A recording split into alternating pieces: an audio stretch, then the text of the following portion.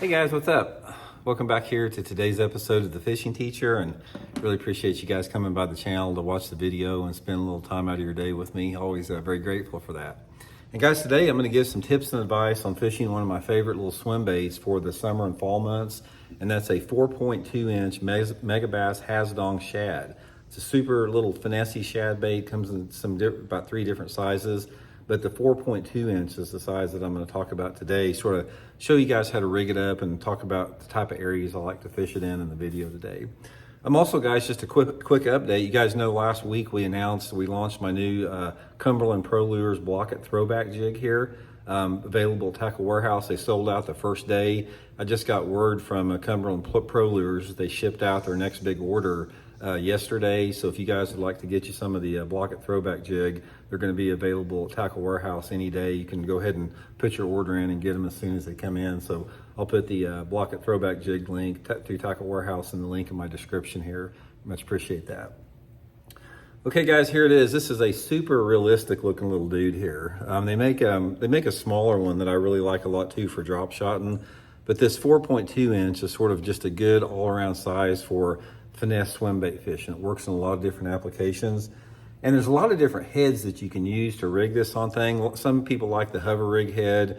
You can put it on a ball head, but the head out that I've figured out that works better than anything else because of the hook in it, it's this Gamakatsu, this is my shaky head. This is the Gamakatsu tricky head. It's designed for shaky head fishing.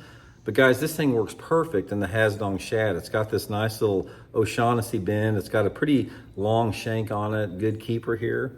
So this to me, as far as hooking up fish, I've done better hooking the fish with this than anything. But a couple of different tricks when you're rigging this, guys. When you come in, make sure that you don't come in like through the middle of the bait. Try to keep your hook, the point of the hook, going as close to the top as you can, because that gives you more bite gap.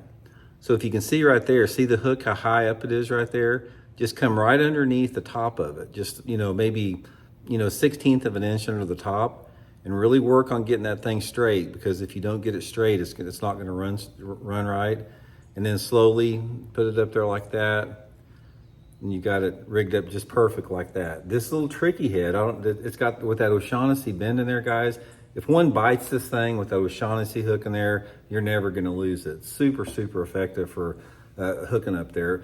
And my favorite is the 1/8 ounce size. By far, that's the one I use probably 90% of the time. 1/8 ounce Gamakatsu tricky head. I'll put the Tackle Warehouse link in the description to that if you guys would like to get one.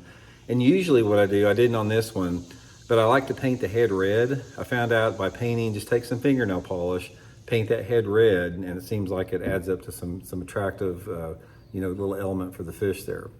Okay, so that's how to rig it, and let's talk a little bit about how to fish it. First of and also the equipment, guys. I fish it on, 6'10" inch medium action spinning rod, that Megabass whip snake, usually 6 to 8 pound test, Sea Garden VizX fluorocarbon line, straight fluorocarbon with it. So here is what you want to look for this time of year. Really anywhere from like July to October. A lot of different structures that work good.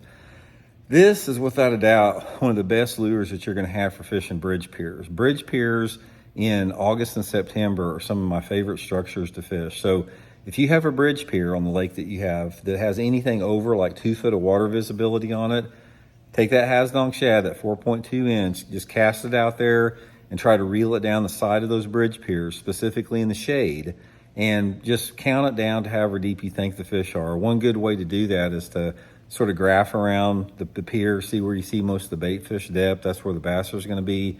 Really good bait around, bridge piers. The same for any type of a deep dock. If you have a commercial dock that's over deep water, you can do the same thing. Cast it next to that dock corner along the sides of the docks and count it down and reel it straight through the water column. Wave breaks are really good. Those are really consistent places to catch fish. The only thing about that is you're not going to catch many good ones doing that. You can catch keepers doing that, but your better fish on that Hazedong shad in the summertime and the early fall like this are going to come off your main lake points by far. And sort of what I like to do with it is it's sort of twofold. First of all, if I'm going to fish it on points, I want to have a little bit cleaner water. I need water visibility of at least 3.5 foot. So if you don't have 3.5 foot of visibility, probably not going to be that effective. But any lake that you have, 3.5, 4, 5, 6 feet of visibility, killer technique. So get on the main lake and get out there on some flatter or gradual sloping points. Not going to be that effective on a steep point, but my favorite is like a long sloping gravel or clay, mud, small rock point.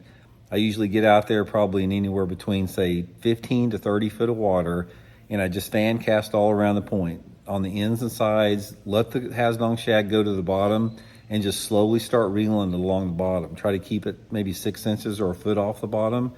And then if you start noticing some, bait fish that are higher in the water column, say you graph out around the edge of that point or the end of the point and you see some bait balls like, that are 10, 15 foot down over 30 or 40 foot of water, try casting the Hazedong shad out there and count it down to the zone you think the fish are in and just reel it straight through the water column.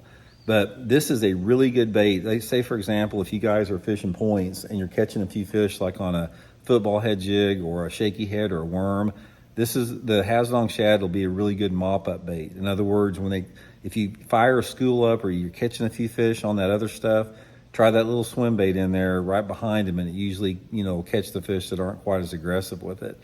You can also, sometimes you can drop shot that 4.5 inch size, but I prefer drop shot the little 3 inch one they have over that 4.5 size.